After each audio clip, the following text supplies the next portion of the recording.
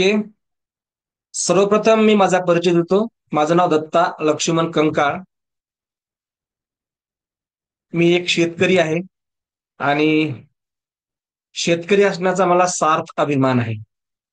त्याचबरोबर मी एक युट्यूबर आहे आणि ही जी युट्यूबची फॅमिली आहे, जवळपास आपली 1 लाख सबस्क्रायबर जवळपास होत आलेले आहेत. दत्ता कंकाळ मार्केटिंग या नावानं आपलं चॅनल आहे आणि जवळपास 20,24,00,000 व्ह्युअर्स आपले झालेले आहेत. खूप मोठा परिवार होत चाललेला आहे. सर्व ईश्वराची कृपा आहे. बघा, हळदीचे एकरी 40 क्विंटल उत्पादन घेणे हे आपलं काय मिशन आहे, बरोबर आहे. आणि ते एका एकर मध्ये घेणे. आपलं मिशन काय आहे की हळदीचे एकरी 40 क्विंटल उत्पादन घेणे. बघा, हळदीचं एकरी 40 क्विंटल उत्पादन घेतल्याशिवाय हळद परवडत नाही. आज रोजी भाव आहे म्हणून 10 क्विंटल वाले बी खुश आहेत, बरोबर आहे. पण खरंच जेव्हा 4,000 रुपये आणि 5,000 रुपये क्विंटल हळद विकते, त्यावेळेस आपल्याला 40 पेक्षा जर कमी उत्पादन होत असेल किंवा 30 पेक्षा जरी कमी उत्पादन होत असेल, तरी आपल्याला 100% घाटा आहे. कारण हा जो कन्सेप्ट आहे हळदीचे उत्पादन घेणे, हा खूप खर्चिक क्रॉप आहे. आणि या 40-50 हजार रुपये खर्च करून जर 30चा उतार येत असेल किंवा 20चा उतार येत असेल, तर तुम्हाला ते न परवडण्यासारखं आहे. पण आता जवळपास 4 ते 5 वर्षापासून आपण हळद या पिकावर काम करतो. आपल्याकडे 40 क्विंटल उत्पादन घेणारे 500 पेक्षा जास्त शेतकरी आहेत. त्यापैकी काही शेतकरी आजच्या ट्रेनिंगमध्ये सुद्धा आहेत. त्यांचा बी आपण थोडक्यात 2 मिनिटाचा अभिप्राय घेऊया. खरंच त्यांना होते का? होते तर किती होते आणि खर्च किती होते, याबद्दलचं सुद्धा आपण शेवटी अभिप्राय घेणार आहोत. बघा, सफलता उन्हीं को मिलती है जिनकी तैयारी अच्छी होती है. गौतम बाली सरांचं हे वाक्य आहे की तोच व्यक्ती सफल होतो की जो व्यक्ती तयारी चांगली करतो.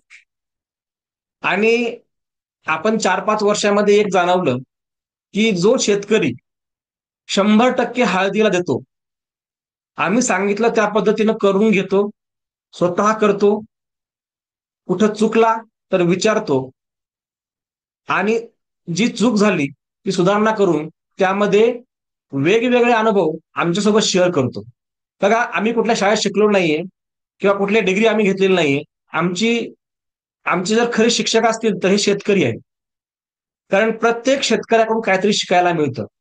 आणि हे शेतकरी एवढे प्रयोग करतात की त्या प्रयोगाला खरंच तोड नसते. बरेच शेतकरी वेगवेगळे प्रयोग करून त्यांनी ज्या प्रयोगाच्या अंती जो निष्कर्ष काढला तो आम्हाला सांगतात. तर बघा, सफलता उन्हीं को मिलती है जिनकी तयारी अच्छी होती है. आपल्याला तयारी खूप चांगली करायची आहे आणि येणाऱ्या 25-26 मध्ये जे आपलं येणारं 25 आणि 26 वर्ष आहे, हळदीचं आपलं पुढचं वर्ष आहे, त्या वर्षाला आपल्याला प्रत्येक शेतकऱ्याला 40 क्विंटल ते मिनिमम 30 क्विंटल याच्या दरम्यान शेतकरी यायला पाहिजेत आणि त्याला त्याचं उत्पादन वाढलं पाहिजे. या दृष्टिकोनातून आपण तयारी करणार आहोत. बघा, लागवडीचा दिनांक. बघा, जेव्हा आपल्याला उत्पादन घ्यायचं असते तेव्हा लागवडीचा दिनांक हा खूप महत्वाचा असतो. कधी लागवड करायला पाहिजे? काही जण म्हणतात मे मध्ये करायला पाहिजेत, काही म्हणतात जून मध्ये करायला पाहिजेत. बघा, सगळ्यात महत्वाचं आहे कधी लागवड करण्यापेक्षा तुमच्याकडे पाणी अवेलेबल आहे का, हे बघणं गरजेचं आहे. मी म्हणतो बनवून नाही. मी जरी म्हटलं तुम्हाला 1 मे लागवड करा, पण तुमच्याकडे पाणी नाहीये, काय करणार आहे? बघा, सगळ्या गोष्टी तुमच्याकडे असणं गरजेचं आहे. लागवडचा दिनांक जो आहे हा 15 मे ते 15 जून अतिशय उत्कृष्ट मानला जातो. काही लोक 1 मे ला करतात, पण एखाद्या वेळेस काय होतं, पाणी जर लांबलं आणि जर पाणी कमी पडलं. अरे यार. चला, आता उत्पादन घेण्यासाठी काही गोष्टी महत्वाच्या आहेत. कारण 40 क्विंटल उत्पादन घेणं हे नॉट अ जोक. हा काही जोक नाहीये. कारण खूप हाडाचे काढ करावे लागतात. त्यासाठी वेळ, पैसा आणि श्रम, सगळ्यात महत्वाचे शेतकऱ्याचे कष्ट. बघा, आम्ही फक्त नॉलेज देऊ शकतो. आम्ही तुमच्या बांधावर येऊन, शेतामध्ये येऊन कुठलीच गोष्ट करू शकत नाही. पण सगळ्यात महत्वाचं आहे तुमचे कष्ट. जो शेतकरी वेळ द्यायला तयार आहे, जो शेतकरी कष्ट करायला तयार आहे, जो शेतकरी आम्ही सांगितलेल्या प्रत्येक गोष्टी तंतोतंत पाळायला तयार आहे, त्याला एकरी 40 क्विंटल उत्पादन घेणं सहज शक्य होतं. त्यात बघा दुसरा आहे जमिनीचे आरोग्य. तुमची जमीन कशी आहे? काळी कसदार आहे, खूप चांगली आहे, हलकी आहे, मुरमाड आहे, एकदम लो क्वालिटीची आहे, त्यावर उत्पादन अवलंबून असतं. बघा, माझ्याकडे आज 1,000 शेतकरी आहेत जे की हळद उत्पादन आपल्या पद्धतीने करतात. त्यापैकी खूप कमी लोकांना, म्हणजे असं धरून चला की 100-150 लोक असे आहेत त्यामध्ये की ज्याचं उत्पादन 40+ आहे. मग बाकीच्यांचं का नाही? त्याचं कारण त्यांचा वेळ किती द्यायला, पैसा किती द्यायला आणि श्रम किती करायला. जमिनीचं आरोग्य कसं आहे? पैसा द्यायला, वेळ द्यायला, श्रम द्यायला, पण आरोग्य चांगलं असलं तर तुमचं उत्पादन वाढत नाही. तिसरं आणि सगळ्यात महत्वाचं काम की सर्व कामे वेळेवर करणे. सर्व कामे म्हणजे कोणते? लागवड वेळेवर करणे, पाणी वेळेवर देणे, खत वेळेवर देणे, फवारणी व्यवस्थापन वेळेवर करणे आणि चला योग्य मार्गदर्शन आणि नियोजन. त्यानंतर आहे बघा निसर्ग आणि नशीब. सर्वात शेवटी येतो निसर्ग. आपण सर्व गोष्टी केल्यात पण निसर्गाने साथ नाही दिली तरी सुद्धा आपल्याला वेळेवर परेशान व्हावं लागतं. त्यामुळं निसर्ग सुद्धा खूप महत्वाचा आहे. आता बघा, आज तुमच्यासाठी काय? बघा, आज आहे जमिनीची निवड. आपण जमीन कोणती निवड कशी करायला पाहिजे. त्यानंतर आहे बेण्याची निवड. दुसरं आहे पाणी व्यवस्थापन. तिसरं आहे खत व्यवस्थापन. पाचवं आहे शेणखत व्यवस्थापन. आणि सहावं आहे 3 ड्रम थेअरी. या 6 विषयावर आजची मीटिंग होणार आहे. त्यामुळे शेवटपर्यंत राहा आणि शेवटी तुमचे काही प्रश्न उत्तर असतील आणि शेतकऱ्याचे काही मनोगत असतील ती सुद्धा आपण घेणार आहोत. बघा, जमिनीची निवड. ज्यांनी आपली ट्रेनिंग केलेली आहे त्यांना जमिनीचं आरोग्य म्हणजे काय हे नक्कीच माहित आहे. तरी पण आपण बघूया. जमिनीमध्ये 25% हवा असणं कंपल्सरी आहे,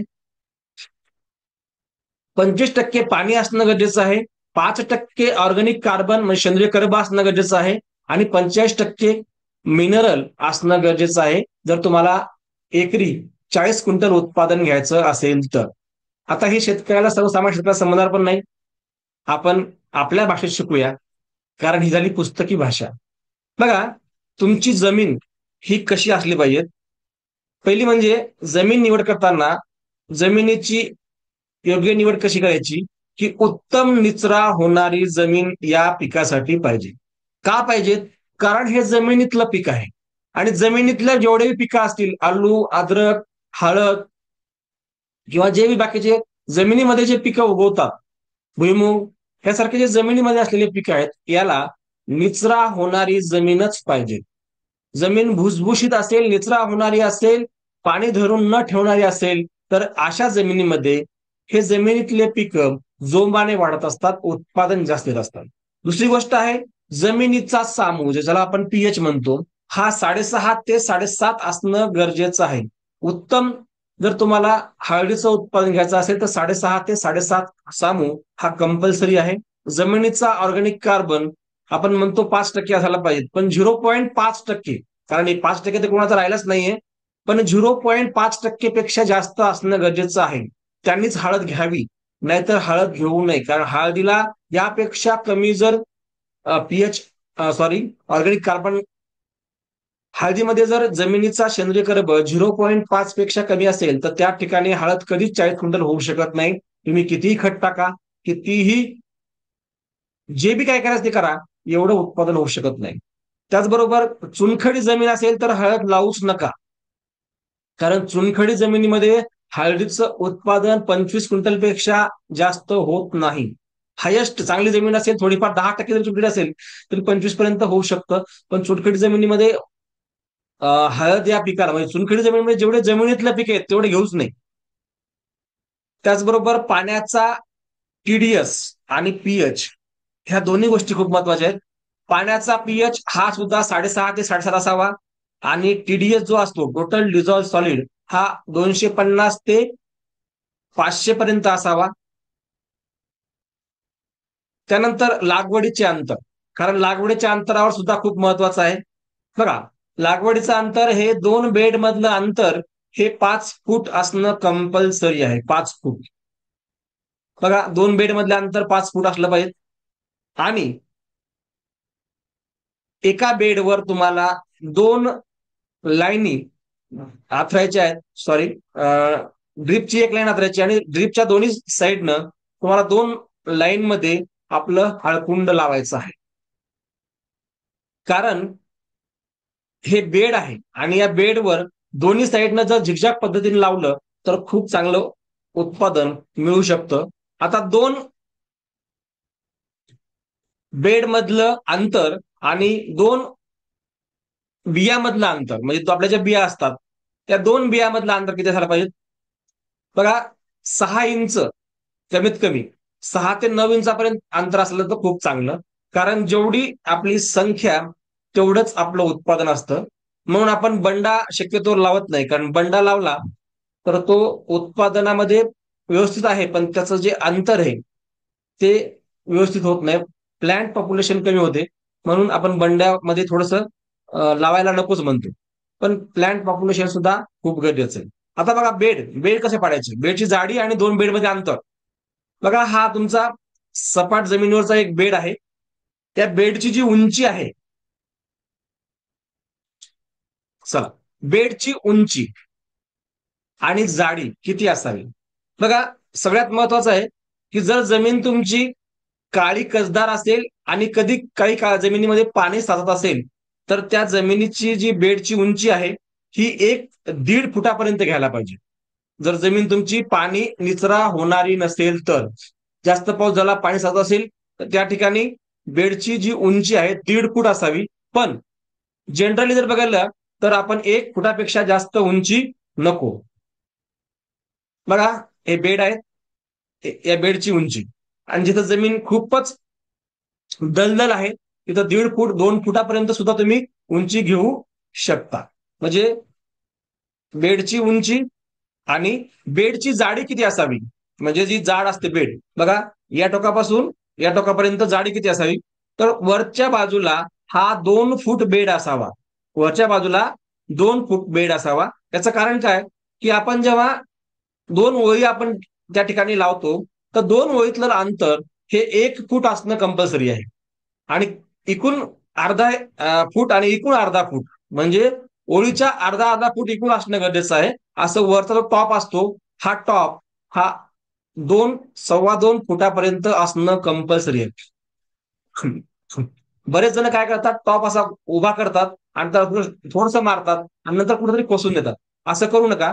कारण नंतर काय होतं की ते हाळकुंड आहेत ते उघडे पडतात आणि त्याला कंद माशी लागते. त्यामुळे टॉप हा पहिलीच उंची 1 फूट घ्या आणि त्याची सपाट 2 फुटाची लेअर वरची हे करून घ्या. आणि 2 बेड मधलं अंतर हे 5 फूट असणं कंपल्सरी आहे. त्यानंतर बघा, लागवडीची दिशा. कारण बघा, 40 क्विंटल उत्पादन घेणं एवढं सोपं नाही. प्रत्येक गोष्टीचा बारकाईने अभ्यास करावाच लागतो, तेव्हाच उत्पादन मिळते. बघा, लागवडीची दिशा ही उत्तर दक्षिण असणं कंपल्सरी आहे. कंपल्सरी म्हणजे बघा, कुठल्याही, म्हणजे जसं कापूस, ऊस, हळद ह्याला सूर्यप्रकाश जास्त लागतो. केळी याला पण सूर्यप्रकाश जास्त लागतो. म्हणून आपण लागवडीची दिशा ही उत्तर दक्षिण असणं कंपल्सरी आहे. कारण या झाडाच्या पानामध्ये सर्वात जास्त अन्न तयार केलं जातं. तसं पाहिलं तर सर्वच झाडाला अन्न तयार करण्याचं काम पानच करतात. पण ज्या झाडाचं जास्त अन्न पानं तयार करतात त्या झाडाची पानं ही रुंद असतात. बघा, केळीची पानं रुंद आहेत. साग असते बघा, सागाची साग उन्हाळ्यामध्ये कुठे जमीन बंजर जमिनीमध्ये असतो, तिथं जमिनीतून कमी मिळतं आणि त्याला पानातून जास्त मिळतं.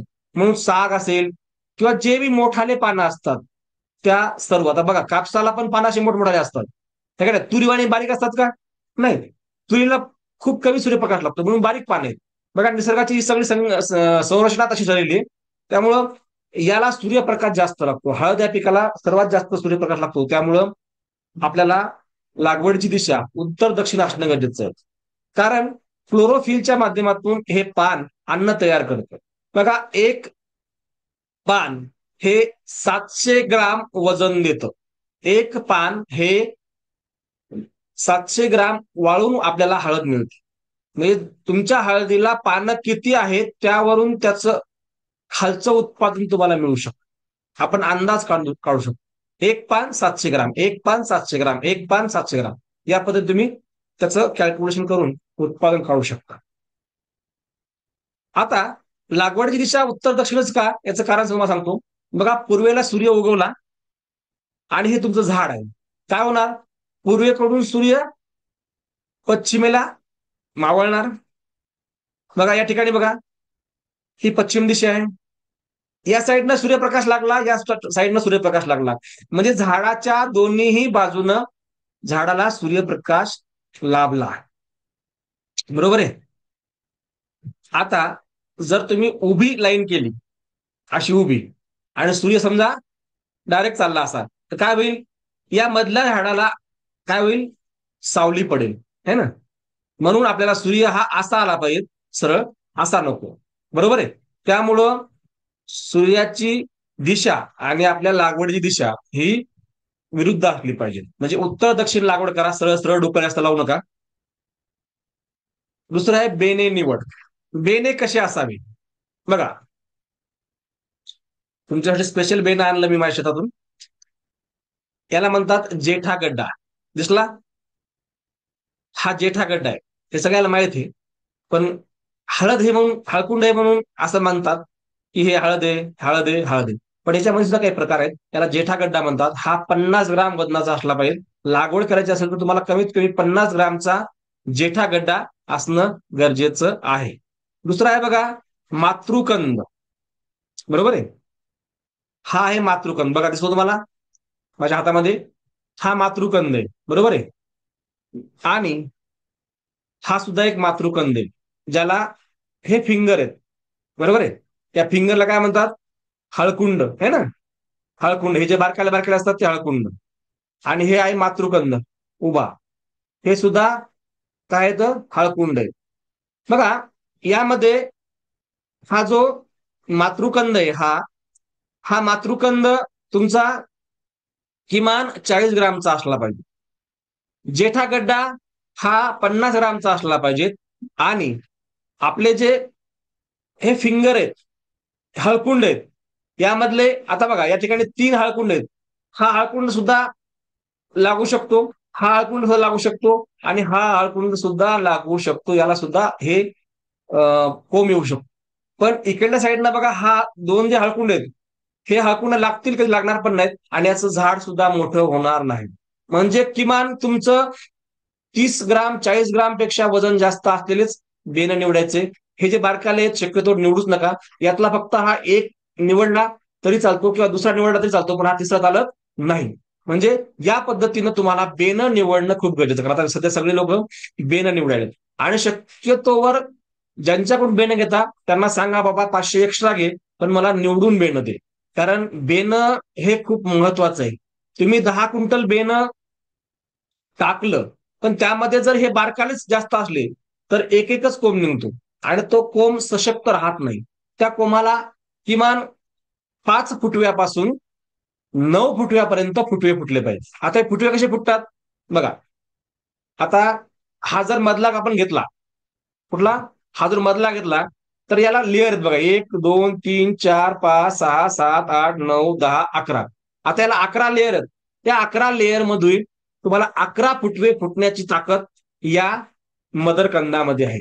पण हा जर आपण लहान घेतला, हा हा कण घेतला, तर याला किती लेअर आहेत बघा? 1 2 3 4 5 6च येतील.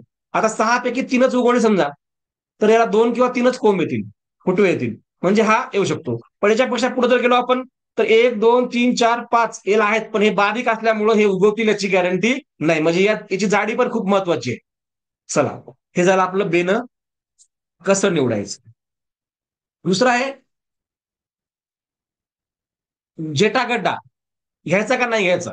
बघा शक्यतो जेठागड्डा घेऊच नका, कारण हा 12 क्विंटल लागतो एकरी, म्हणजे याचं वजन 12 क्विंटल लागतो.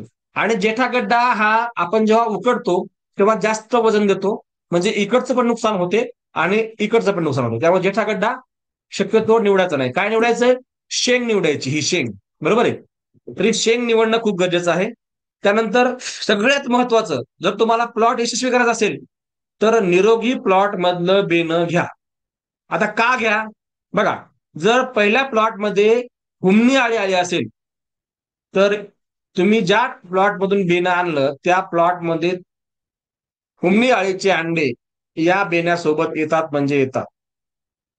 जर बुरशी आलेल्या प्लॉट मधलं बेनं आणलं असेल तर या हळकुंडासोबत बुरशी सुद्धा तुमच्या जमिनीमध्ये येते म्हणजे येतेच. याचं कारण काय, की जेव्हा तिथले पोते भरले जातात त्यासोबत माती असते आणि त्या मातीमध्ये हे अंडे, बुरशी, कंदकुज करणारे कीटक, हे सगळे त्याचे अंडे त्यामध्ये टाकत असतात आणि हे अंडे आपल्या शेतामध्ये येऊन पडले की त्याच्यापासून ते मल्टिप्लाय होतात आणि आपल्या पिकाला उपद्रव देतात. त्यामुळे निरोगी प्लॉट तुमच्या ओळखीचा कोणी 3,000 रुपये देत असेल, कोणी 2,000 रुपये देत असेल, भूल पाताला बळी पडू नका. चांगलं बेनं निवडा जे तुमच्या एकदा दोनदा पाहण्यात आहे, खूप चांगला प्लॉट आहे, अशा ठिकाणचं प्लॉटचं बेनं निवडा. एकरी 10 क्विंटल बेनं लागतं जर तुम्हाला व्यवस्थित लावायची असेल आणि एकरी उत्पादन घ्यायचं असेल. कारण 10 क्विंटल बेनं असेल तर तुमची प्लांट पॉप्युलेशन जी आहे ती व्यवस्थित होते. त्याचबरोबर गट्टू, हा जो गट्टू तुम्हाला दाखवला मी, हा तुम्हाला 12 क्विंटल लागतो. आता बेनं तुम्ही निवडलंय आणि सर्व बेनं तुम्हाला साठवण करायचं. याचं कारण काय, कारण बघा की ही जी सुप्त अवस्था आहे बेण्याची, ही 2 ते 2.5 महिने असते. आता महिना कोणता चालू आहे, एप्रिल, मे आणि जून. बरोबर आहे. तर तुम्हाला या 2 महिन्यामध्ये बेनं साठवून ठेवायचे. एखाद्या वेळेस जर तुम्ही लवकर लागवड केली तर फारसा काय फरक पडत नाही. किमान 45 दिवस त्याला असणं गरजेचं आहे, म्हणजे त्याला सुप्त अवस्था असणं गरजेचं आहे. तसं पाहिलं तर ते जमिनीमध्ये सुद्धा सुप्त अवस्थेमध्ये पडलं असतं, त्याच्यामध्ये सुद्धा 15-20 दिवस घेते. निरोगी बेने हे सावलीत साठवायचं. आता सावली कुठली, शक्यतोवर वडाचं झाड, लिंबाचं झाड, उमराचं झाड या ठिकाणी बेनं साठवण ठेवा. कारण हा याच्या खालचा जो परिसर असतो त्या ठिकाणी ऑक्सिजन जास्त असतो आणि त्याचा तो गारवा पण जास्त असतो. त्यामुळं बेने गड्डा करून त्या झाडाखाली गड्डा करा आणि त्या गड्ड्यामध्ये साईडनं तुराट्या लावा. साईडनं मधामध्ये एक आपला जो पाईप असतो याचा पीयूसी पाईप असतो पांढरा 2 इंची 3 इंची, त्याला चौकून छिद्र पाडा आणि मधामध्ये पाईप उभा करा आणि त्या पाईपाच्या बाजूनं सर्व बेनं लावून द्या. साईडनं तुराट्या लावा आणि वरती पाला झाका किंवा पोते असतील तर पोते झाका. ही एक पद्धत आहे. जर तुमच्याकडे माळवंद असेल, माळवंद जर बऱ्याच लोकांकडे माळवंद असते बघा, जुनं लाकडं असतात आपलं, त्याला माळवंद काय म्हणतात तुम्हाला माहित, तसमी असतात काय असतात ते 3, तर ते लाकडी पाट्या असतील असं खालून त्याला माळवंद म्हणतो आम्ही. तर माळवंदामध्ये सर्वात चांगली त्याची जी म्हणतो आपण त्याला क्वालिटी राहते. कारण मी दरवर्षी माझ्या शेतातलं माळवंदामध्ये ठेवतो आणि एक वर्षी पत्रामध्ये ठेवलं होतं. तर पत्रामध्ये ठेवून पाहिलं, सावलीत ठेवून पाहिलं, लिंबाकाय सावलीत ठेवून पाहिलं, पण सगळ्यात चांगला रिझल्ट मला माळवंदामध्ये भेटला.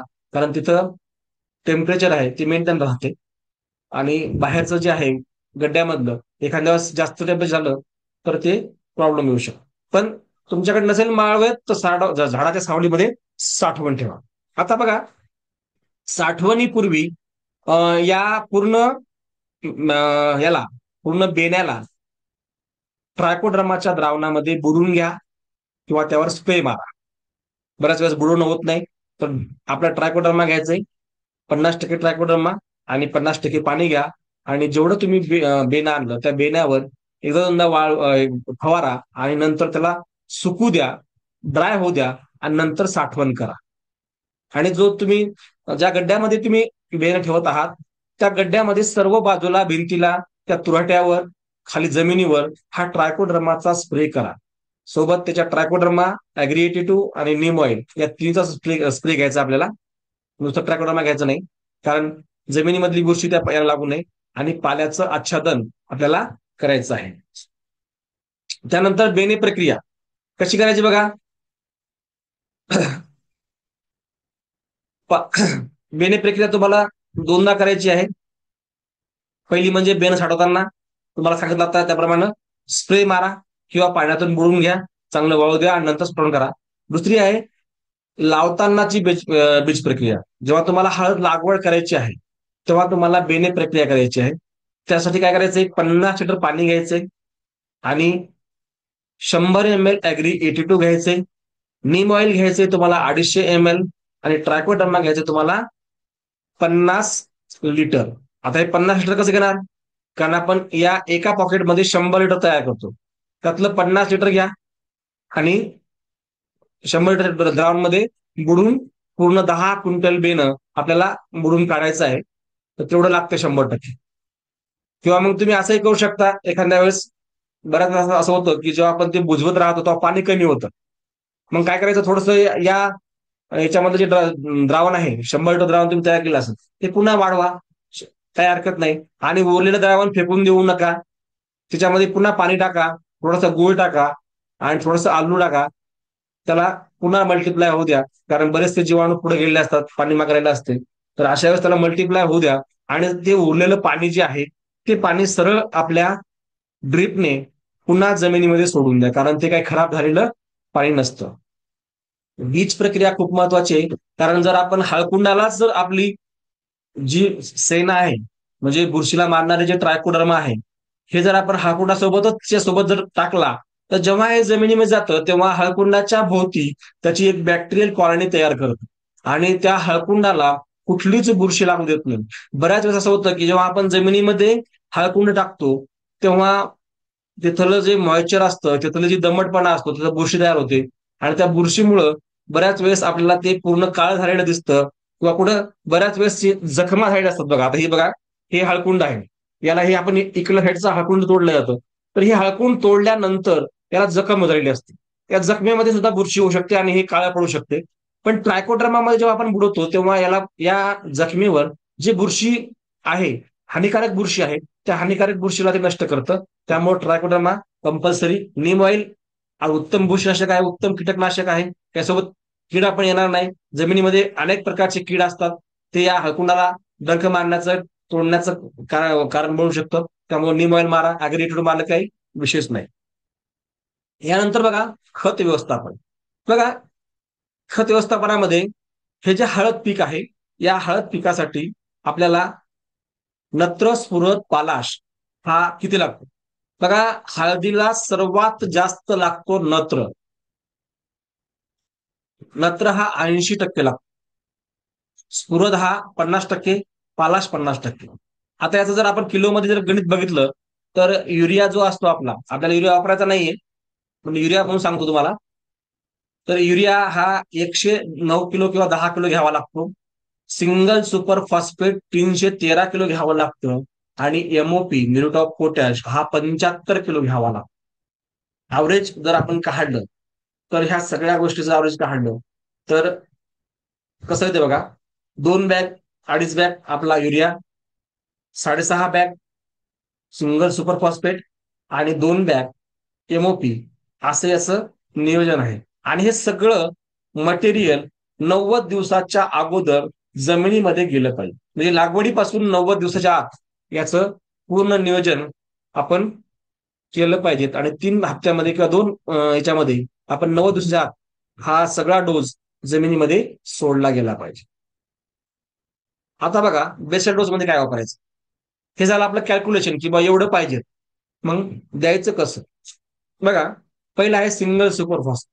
हा तुम्ही आत्ताही देऊ शकता, जर तुमच्याकडे भट्टी करून टाकण्याची जर सुविधा असेल तर आता टाकून द्या उन्हाळ्यामध्ये, किंवा डायरेक्ट बेडवर भट्टी तयार करा आणि डायरेक्ट बेडवर टाकून द्या, काही अडचण नाही. कारण आपण भट्टी केल्यानंतर याला जे 45 ते दिवस लागणार आहेत, म्हणजे जवळपास 28 दिवस लागतात या सिंगल सुपर फॉस्फेटला. कधी कधी जर मॉइश्चर चांगलं नाही भेटलं तर 45 दिवस पण लागतात. म्हणजे सिंगल सुपर फॉस्फेट पिकाला उपलब्ध होण्यासाठी 28 दिवस लागतात आणि तो 90 दिवसाचा कार्यकाळ असतो. म्हणून आपण हे सिंगल सुपर फॉस्फेट जर लवकर टाकून जर शेतामध्ये तरी चालते, किंवा तुम्ही जो आता उकिरडा तयार करता त्या उकिरड्यामध्ये टाकलं तरी पण चालेल. म्हणजे जे तुम्हाला आता खत टाकायचं शेणखत, त्या शेणखतामध्ये मिक्स करून त्यावर पाणी टाकत राहिला तरी सुद्धा लवकर त्याचा हे होऊन जाते. 10-26-26 2 bag, MOP 1 bag, magnesium sulphate 10 kilo आणि ह्युमिक ग्रॅन्युअल 10 किलो, असं आपल्याला याचं पूर्ण बेसाडोज मध्ये कॉम्बिनेशन घ्यायचं आहे.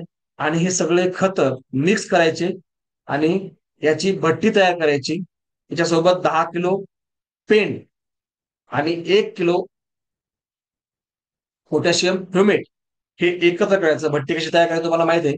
ज्यांना माहित नाही त्यांनी आपल्या कोर्सला जॉईन करा, त्यामध्ये बऱ्याच गोष्टी आपण शिकवतो. बघा, ही भट्टी तयार करून आपण हा सगळा मजमा जो आहे तो आपल्या बेडवर टाकायचा. आता भट्टी करायला आपल्याला माहिती आहे 8 दिवस लागतात. मग आपल्याला लागवड करायची 1 तारखेला, तर आपल्या 20 तारखेला भट्टी लागली गेली पाहिजे.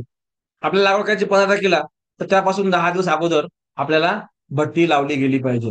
आणि जर तुम्ही 10 दिवसापेक्षा 15 दिवस अगोदर जरी भट्टी लावली तरी काही हरकत नाही, कारण भट्टी लावल्यानंतर आपण 1 महिन्यानंतर सुद्धा हे खत वापरू शकतो. आता एनपीके जो रेशो आहे तो 80-40-40 या ठिकाणी मेंटेन झालेला आहे या पूर्ण याच्यामध्ये. आता एक डोस जो आहे तो आपल्याला 45 ते 50व्या दिवशी द्यायचा आहे. आणि त्यामध्ये आपल्याला काय द्यायचंय, एक डीएपी घ्यायची, एक एमओपी घ्यायचा आणि एक ह्युमिक ग्रॅन्युल घ्यायचं. आणि त्यामध्ये आपल्याला पुन्हा सरकी पेंट टाकायची आणि भट्टी करून आपल्याला पुन्हा याच पद्धतीनं 45 ते 50व्या दिवशी दुसरा डोस घ्यायचा. जेव्हा आपण ह्या डिटेल गोष्टी समोर घेऊ, कारण आपण इतक्या थांबणार नाहीये, ही आपली फक्त सुरुवात आहे. आपण दर महिन्याला नियोजन काय करायचंय त्या प्रत्येकाची आपण ट्रेनिंग घेणार आहोत. त्यामुळं बिंदाच राहा. बरेच जण शेतकरी आज प्रश्न असतील, आम्ही लिहून घेतो. काही गरज नाही, सगळ्या गोष्टी तुम्हाला अवेलेबल आपल्या ग्रुपला मिळणार आहेत. सगळ्या गोष्टीचं तुम्हाला नॉलेज मिळेल. प्रत्येक गोष्टीमध्ये काय अडथळा आला, प्रत्येक गोष्टीला आम्ही तुम्हाला सहकार्य करणार आहोत. त्यामुळं डोंट वरी. आणि या सगळ्याला अॅग्रिगेटिव्ह लावायचं आणि शेतामध्ये टाकून द्यायचं. अॅग्रिगेटिव्ह का लावायचं, कारण अॅग्रिगेटिव्ह लावलं की जे जे खत 28 दिवस विरघळायला लागतात ते 8 दिवसात विरघळते. म्हणून त्याला आपल्याला हे सर्व लावायचं आहे. त्यानंतर आपल्याला नत्र उपलब्ध करायचं आहे, बरोबर आहे. आता हा नत्र आपल्याला भरपूर लागतो, म्हणजे जवळपास 2.5 पोते युरिया लागतो, पण आपल्याला युरिया टाकायचा नाही. युरियाला आपल्याला पर्याय करायचंय, ते म्हणजे गोमूत्र. बघा, गोमूत्र हा नत्राचा उत्तम स्रोत आहे. यामध्ये आपल्याला किती टाकायचं गोमूत्र, 60 लिटर. कुठून बी आणा, कुठून बी आणा, कसे बी आणा, काही भाव आणा, पण गोमूत्र आणा. कारण पहिल्या 90 दिवसामध्ये जर आपण याला गोमूत्र दिलं 60 लिटर, तर तुम्हाला मी सांगतो की 60 गोण्या नत्र देऊन सुद्धा जेवढा रिझल्ट मिळत नाही, तेवढा रिझल्ट तुम्हाला या 60 लिटरचा मिळेल. ते कसं द्यायचं, किती वेळानं द्यायचं, कधी द्यायचं, हे आपण पुढे पाहूच. पण आपल्याला पहिले काम करायचं, कारण बघा एका दिवशी हे सगळं गोळा करणं होत नाही. तुमच्याकडे गाय असेल, म्हैस असेल, बैल असेल तरी चालते, आणि काहीच नसेल तर स्वमूत्रही चालते. जमा करा, काही अडचण नाही, लाजायचं नाही. आपण शेतकरी आहोत, आपण काय कलेक्टर नाही.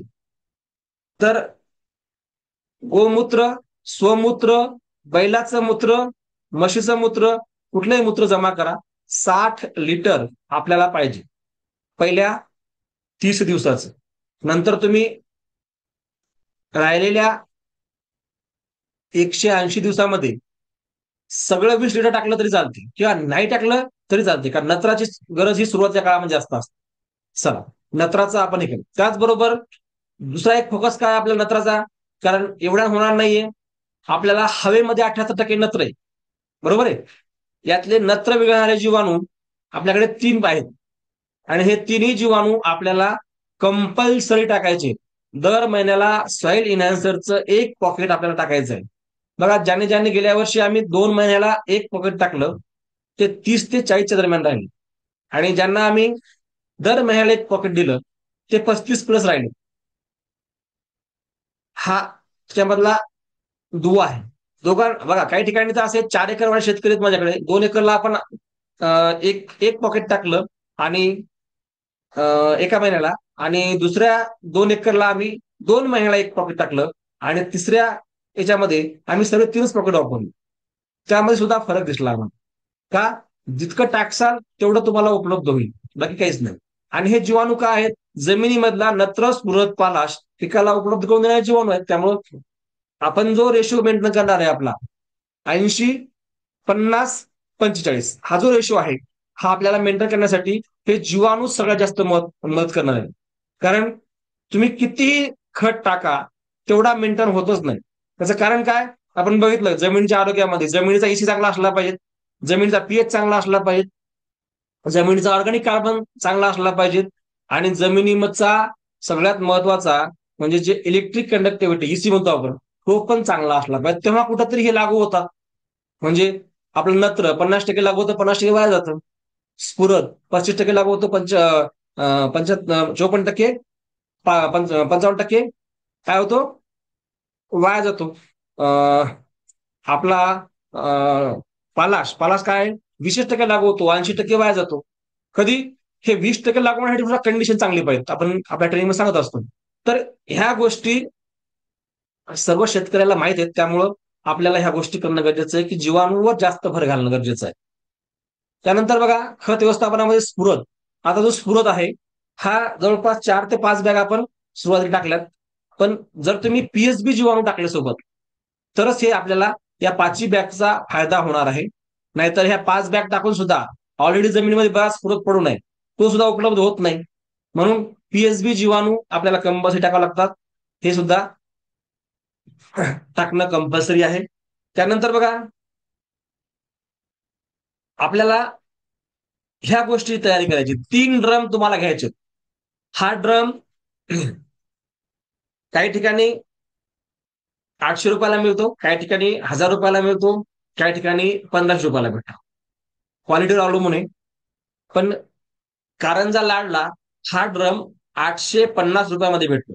कारंजा लाडला कोणी जर असेल जवळ कारंजा जवळपास, तिथं त्या मस्जिदच्या बाजूला एक दुकान आहे, तिथून मी आणलेत म्हणून सांगतो. तिथं खूप चांगला याचा बाजार आहे. तर तिथं तुम्हाला 850-900 रुपयापर्यंत भेटतं. आणि जवळ असले तर तुम्ही 2-4 लोक मिळून सुद्धा तुम्ही आणू शकता. 9-10 ड्रम आणायचे असले तर मला फोन करा, मी त्यांना बोलून घेतलेलं आहे. त्यांच्याकडे जा, कारण आपल्याला काही कमिशन घ्यायचं नाही, काही नाही. त्यांच्याकडे जा, बिंदास त्याच्याकडून घेऊन या. तर त्या ठिकाणी हे ड्रम भेटतात. तर 3 ड्रम असले पाहिजे. 3 ड्रम का असले पाहिजे? एका ड्रम मध्ये जीवाणू कल्चर, एका ड्रम मध्ये ट्रायकोडर्मा, आणि एका ड्रम मध्ये मायक्रोरायझा. जो तुमचा ट्रायकोडर्माचा ड्रम आहे, तो ट्रायकोडर्मालाच वापरला गेला पाहिजे, मायक्रोरायझा वापरला गेला पाहिजे, आणि सुडोमोनस आपला सॉइल इन्हॅन्सरचा आहे, तो सॉइल इन्हॅन्सरलाच वापरला गेला पाहिजे. कारण हे तिन्ही बी एकमेकासोबत भांडणं करतात, त्यामुळे त्याला वेगळं ठेवायचं. आपल्या शेतामध्ये जर तुम्हाला हळदीचं उत्पादन 40 क्विंटल घ्यायचं असेल, तर हे 3 ड्रम कंपल्सरी, तसे तर 5 ड्रम पाहिजेत. एक जीवाणू कल्चरचा, आणि दुसरा रासायनिक खते सोडण्यासाठी एक वेगळा ड्रम पाहिजे. 5 ड्रम कंपल्सरी तुमच्या शेतामध्ये असलेच पाहिजे. नाहीतर रासायनिक खताचं तर तुम्ही ड्रम इकडे वापरायले, किती तरी धुतला त्याचा वास राहतो, 100% जीवाणू मरतात. त्यामुळं रासायनिक खतासाठी एक वेगळा ड्रम करा, जीवाणू कल्चर साठी वेगळा 3 ड्रम करा, आणि आपलं जीवामृत हे कंपल्सरी आहे. त्यामुळं जीवामृतासाठी सुद्धा एक ड्रम करणं कंपल्सरी आहे. त्यामुळं हा जो प्रोग्राम आहे, हा जर तुम्हाला सक्सेस व्हायचा असेल तर हा प्रोग्राम करावाच लागेल. आणि ज्यांना हा प्रोग्राम करायचा आहे त्यांनाच उत्पन्न मिळणार आहे, नाहीतर मिळणार नाही. आम्ही खूप साऱ्या गोष्टी करून बसलेल्या आहे, 7 वर्षापासून तेच करतोय. वेगवेगळे प्रयोग करतो, वेगवेगळे वेगवेगळ्या कंपन्याचे प्रोडक्ट वापरतो. पण शेवटी कुठेतरी थांबावं लागतं म्हणतात. तसं जेव्हा आपल्याला एखादं चांगलं गोष्ट सापडते, तेव्हा या ठिकाणी आम्ही थांबलेलो आहोत. खूप चांगला रिझल्ट आहे. बरेच शेतकरी वापरलेत, त्यांचा आपण अनुभव घेणार आहोत. आता बघा वॉटर मॅनेजमेंट. नळीचं अंतर किती असावं पाहिजे? आपण बघितलं, आपल्या ट्रेनिंगमध्येच बघितला, हा ट्रेनिंग मधलाच मुद्दा आहे. पण आता सध्या 20 mm चा जो लॅटरल आहे, तो अतिशय चांगला रिझल्ट देतो. सगळ्यात महत्वाचं काय की 20 mm चा लॅटरल जर आपण टाकला, तर जवळपास 50 फुटावर, 100 फुटावर आणि 150 फुटावर सारखं पाणी पडतं. कमी जास्त उंची जरी असली तरी पाणी सारखं पडतं. त्यामुळं 20 चा तुम्ही हे करा, किंवा नसेल तर 16 चालते, असं काही नाही. 20 गरजेचं नाही. 4 लिटर डिस्चार्ज वाला असेल किंवा 2 लिटर डिस्चार्ज वाला असेल, हे विचारून घ्या त्यांना, कारण ते तुम्हाला सांगत पण नाहीत काय डिस्चार्ज असतो ते. 4 लिटर डिस्चार्ज म्हणजे एका तासाला 4 लिटर, 2 लिटर डिस्चार्ज म्हणजे एका तासाला 2 लिटर. आणि जर तुमची जमीन जर माळाची असेल तर 4 लिटर डिस्चार्ज असणं कंपल्सरी आहे. आणि काळी जमीन असेल तर 2 लिटर डिस्चार्ज सुद्धा चालतो, पण शक्यतो 4 लिटर डिस्चार्ज तुम्ही वापरा. आणि सगळ्यात महत्वाचं की एका लॅटरलचे अंतर हे 150 ते 160, जास्तीत जास्त 180 फुटापेक्षा जास्त नसावे. 180 फूट. जर तुमची 220 चे असेल, ते सांगतात की आमचं 400 फूट अंतर जाते, 300 फूट अंतर जाते, पण कुठल्याही कंपन्याचं जात ते म्हणतात पाणी जाते, पण सारखं पाणी जात नाही. तुम्ही चेक करून बघा. आपला चेक करण्याचा प्रयोग आहे. पहिले जिथं ड्रिपर आहे त्या ड्रिपरच्या खाली एक डिस्टरी ठेवा, दुसऱ्या ड्रिपरच्या 50 फुटावर एक ठेवा, आणि तिसरी 150 फुटावर एक ठेवा. तुम्हाला टायमिंग लावा आणि टायमिंग न बंद करा. तुम्हाला कळून येईल की सगळ्या ठिकाणी सारखं पाणी पडते का नाही पडते. त्यामुळं ड्रिपचं हे खूप महत्वाचं आहे. त्यानंतर सगळ्यात शेवटचा जो आहे मुद्दा, शेणखत कुजवणे.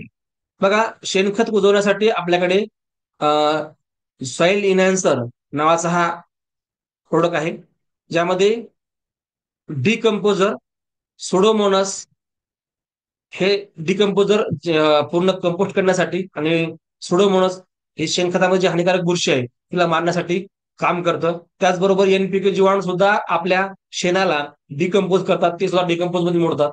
तर एक ट्रॉलीसाठी आपण एक पॉकेट देत असतो. तर तुमच्याकडे 2 ट्रॉल्या असतील तर 2 पॉकेट करा. याचं 200 लिटर द्रावण तयार करून आपण या शेणामध्ये काय करायचं बघा, की उभे छिद्र पाडायचे. समजा हा ढीग आहे, त्या ढिगाला वेळूच्या काडीनं असे छिद्र पाडायचे, आणि त्यामध्ये हे सर्व कल्चर आपलं तयार झालेलं आहे ते सोडून द्यायचं, आणि थोडं पाणी मारायचं.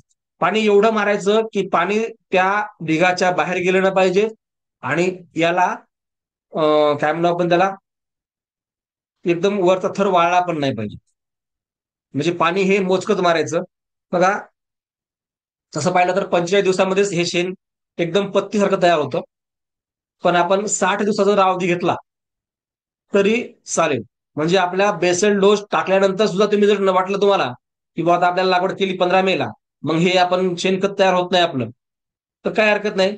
तुम्ही सेकंड डोस जेव्हा देता तेव्हा बी देऊ शकता, किंवा तुम्हाला माहित झालं की 60 दिवसामध्ये आपलं तयार झालं, तेव्हा तुम्ही सुद्धा 2 तासाच्या मधामध्ये हे जे तयार झालेलं ओरिजिनल खत आहे, सेंद्रिय खत आहे, हे तुम्ही त्यामध्ये टाकू शकता. किंवा तुम्ही व्यवस्थित जर पाणी 2 टाइम त्याला, समजा 8 दिवसामधून 2दा जर पाणी मारलं, आणि जीवाणू कल्चर मला माहिती एक एक जर पॉकेट टाकलं, तर ते कम्प्लीट तुम्हाला 25 दिवसामध्ये सुद्धा तयार करून देतं. आमचा अनुभव आहे. जर शेत तुमचं पहिलं ऑलरेडी कुजलेलं असेल 50%, तर राहिलेलं 50% कुजवण्यासाठी त्याला फक्त 25 दिवस लागतात. म्हणजे एका महिन्यामध्ये तुम्हाला हे शेण रेडी करून देतं. पण लवकर तुम्ही याची प्रोसेस करायला पाहिजे.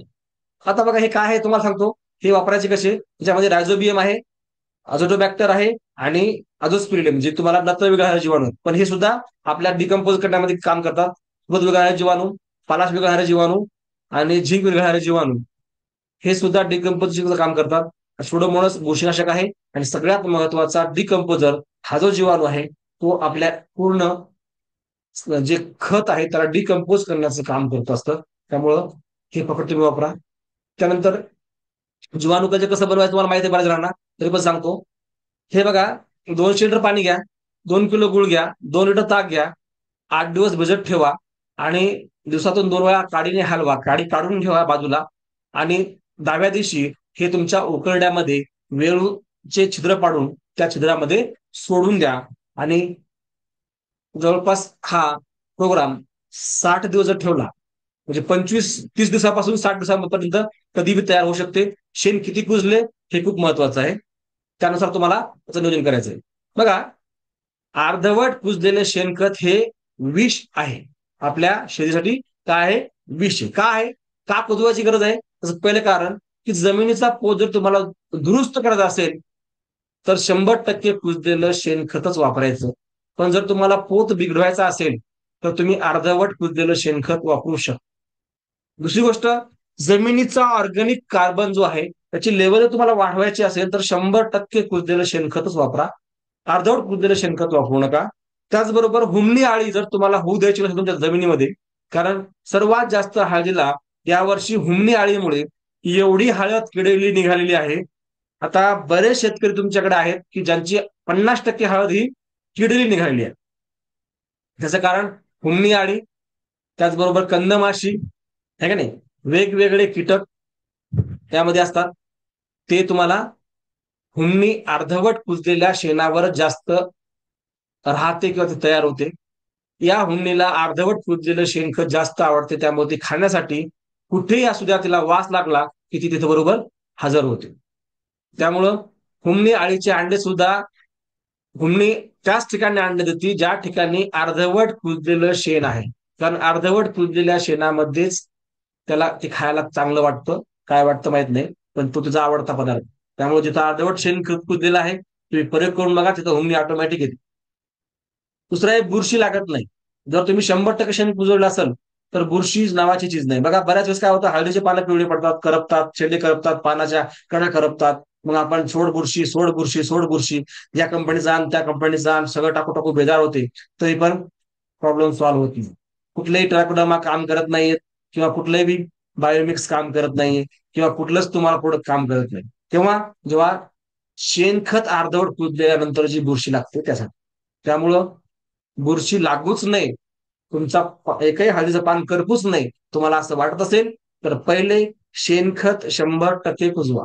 त्याचबरोबर हानिकारक काही कीटक असतात जे की आपल्या कंदाला पोखरतात, त्या ठिकाणी जखमा करतात आणि तिथं तुमच्या आळ्या तयार होतात. त्या आळ्या सुद्धा, त्या आळ्याचे अंडे, काही कीटकाचे अंडे, वेगवेगळे पतंग, कंदमाशीचे काही पतंग, हे सगळे अर्धवट कुजलेल्या शेणखतामध्येच वास्तव्याला असतात. त्यामुळं अर्धवट कुजलेलं शेणखत हे शेतीसाठी विष आहे. त्यामुळं तुम्ही टाकूच नका. तुम्हाला ही प्रोसेस नाही आली ना तर टाकूच नका. मी म्हणतो शेणखताची गरज नाही. हे असं टाकल्यापेक्षा नाही टाकलेलं बरं. कारण जेवढं येईल तेवढं ते चांगलं येईल ना. 20 क्विंटल जरी झालं तर चांगलं बेन होईल. पण हे काय कामाचं, बिनकामाचं सगळं सोडून जातं. त्यामुळे टाकूच नका. आता हळदीचा एकूण खर्च किती येणार आहे बघा. पहिले रासायनिक खताला 15,000 रुपये खर्च येणार आहे. विद्राव्य खताला 8,000 रुपये खर्च येणार आहे. त्यामध्ये फवारणीचं काही लिक्विड आहे, ज्यामध्ये ॲग्री 82 असेल, नीम ऑइल असेल, ह्युमिक असेल, संजीवनी असेल, मायक्रोन्यूट्रन असतील, ठीक आहे नाही, आळवणीचं काही लिक्विड असेल, फवारणीचं काही लिक्विड असेल. तर हे सगळ्या प्रकारचे लिक्विड आणि जीवाणू खते ही जवळपास 8,000 लागणार आहे. असा एकंदरीत 22,000 रुपयाचा खर्च, हा एकंदरीत 25,000 रुपये खर्च येतो. हा खर्च सगळ्यात हायेस्ट आहे. म्हणजे हा खर्च कोणासाठी आहे, ज्यांना 40+ घ्यायचे, ज्यांची जमीन थोडीशी हलकी आहे, मुरमाड आहे, त्यांच्यासाठी. पण ज्याची जमीन एकदम चांगली आहे त्यांना 30,000 रुपयामध्ये सुद्धा काम ओके होते. ओके म्हणजे 100% ओके होते. त्याचं कारण काय, की रासायनिक खताचा डोस तुम्हाला कमी करता येतो. विद्राव्य खताचा डोस सुद्धा आणखीन कमी होतो. त्यामध्ये आपले जे जीवाणू कल्चर आहेत ते सुद्धा आपण कमी टाकले तरी चालतात. म्हणजे तिथं सुद्धा तुमचा एक 4,000 ते 5,000 रुपयानं कमी खर्च होतो. म्हणजे एकंदरीत तुम्हाला 30,000 रुपयापासून 45,000 रुपयापर्यंत खर्च येऊ शकतो. डिपेंड कशावर आहे, की तुमची जमिनीचा पोत, तुमच्या जमिनीमध्ये क्वालिटी कशी आहे, तुमच्या जमिनीचा पीएच कसा आहे, तुमच्या जमिनीचा ऑर्गॅनिक कार्बन कसा आहे, तुमच्या जमिनीचा एसी कसा आहे, ह्या सगळ्या गोष्टीवर तुमचं उत्पादन अवलंबून आहे. आम्ही फक्त तुम्हाला मार्गदर्शन करू शकतो. 40 क्विंटल काढण्यासाठी 90% रोल हा तुमचा असतो आणि 10% रोल माझा आहे. त्यामुळं खर्च डोक्यात ठेवा.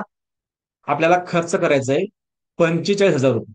आता बघा, आपल्याला जर 5,000 रुपयाचा भाव असेल, कमीत कमी किती, 5,000, आपण आज 15,000 रुपये भाव आहे, 13,000 रुपये भाव आहे, डोक्यात काढून टाका, पुढे मिळेल नाही मिळेल सांगता येत नाही.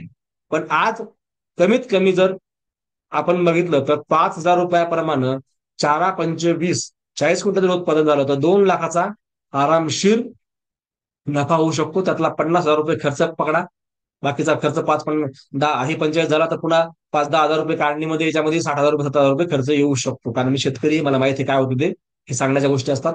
पण काढण्याचा खर्च, निंदीचा खर्च, फवारणीचा खर्च, लेबरचा खर्च, रोटरचा खर्च, भरपूर खर्च आहे. असा विचार केला तर आपण शेती करू शकत नाही. पण एवढा खर्च जर तुम्ही केला 50-60 हजार रुपयाचा आणि 2 लाखाचं उत्पादन झालं, तर 1,40,000 रुपये तुमचा निव्वळ नफा होऊ शकतो.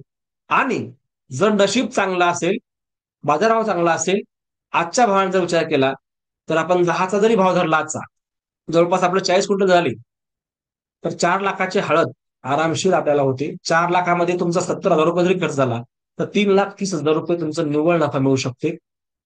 नशीब हे आपलं काय होते ते. पण तुम्हाला एक सांगतो, येणाऱ्या काळामध्ये जागतिक लेवलला हळदीची मागणी वाढलेली आहे. याचं कारण काय, की कोविडच्या काळामध्ये बऱ्याच लोकांनी म्हणजे बाहेरच्या देशांनी सर्वे केला की भारतातले लोक एकदम गलिच्छ राहतात, वेगवेगळ्या ठिकाणी राहतात, नाल्याच्या बाजूला राहतात, नाले साफ नसतात, अंगण साफ नसतात, एकदम घाण असते, तरी पण यांची इम्युनिटी पॉवर इतकी चांगली कशी. तर त्यांना लक्षात आलं की सर्व हे लोक, जे भारतीय लोक आहेत, ते हळद सेवन करतात, हळद खातात. अँटी ऑक्सिडंट म्हणून काम करते, अँटी फंगल म्हणून काम करते. हळद हे मानवाची इम्युनिटी वाढवते, रोगप्रतिकार शक्ती वाढवते. म्हणून भारतीय लोकांना आहारामध्ये हळद असल्यामुळं कोविडमध्ये जास्त प्रॉब्लेम आला नाही, यांची मरण्याची संख्या कमी आहे. हे लक्षात आलं आणि मग सगळ्या जगाचं लक्ष हळद खाण्याकडे लागलं. बघा, बाहेर देशामध्ये पहिले हळद खातली जात नव्हती. भारतामध्ये प्रत्येकाच्या आहारामध्ये हळद कंपल्सरी आहे. पण भारत सोडला तर बाकीच्या देशामध्ये आहारामध्ये हळदीचं प्रमाण बिलकुल नव्हतं. सर्व देशाच्या बाहेर देशाच्या लोकांनी हळद खायला सुरुवात केली. त्यामुळं हळदीचं मार्केट हे कायम राहणार आहे. फक्त आपल्या सरकारनं त्यामध्ये डोकं घालू नये, एवढीच ईश्वरचरणी प्रार्थना. सो थँक्यू, विश यू वेल. आता बघा, सगळ्यात महत्वाचं काय आहे, रजिस्ट्रेशन.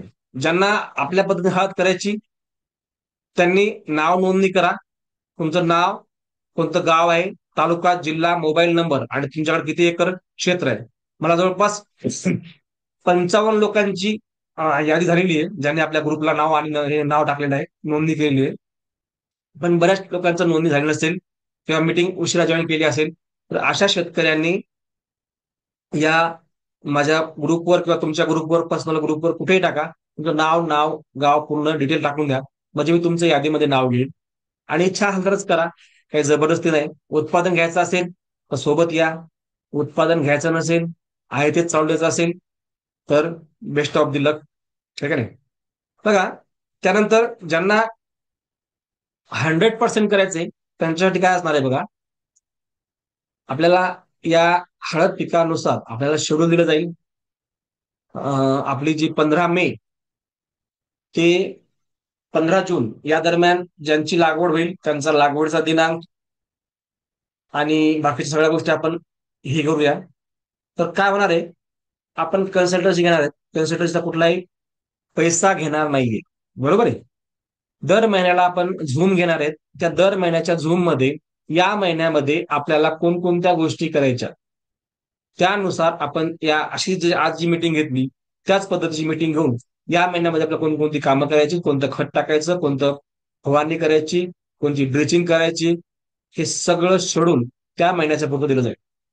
त्याचबरोबर तालुक्यामध्ये जर जवळ असाल, 100 किलोमीटर अंतर असेल, तर तुमच्याकडे 10 लोकांचा ग्रुप तयार असेल, 10 लोक हळद उत्पादक शेतकरी तुमच्याकडे असतील, तुम्ही तालुक्यामध्ये, जिल्ह्यामध्ये 100 किलोमीटर, 150 किलोमीटर, 200 किलोमीटर पर्यंत सुद्धा तुम्ही येऊ शकतो.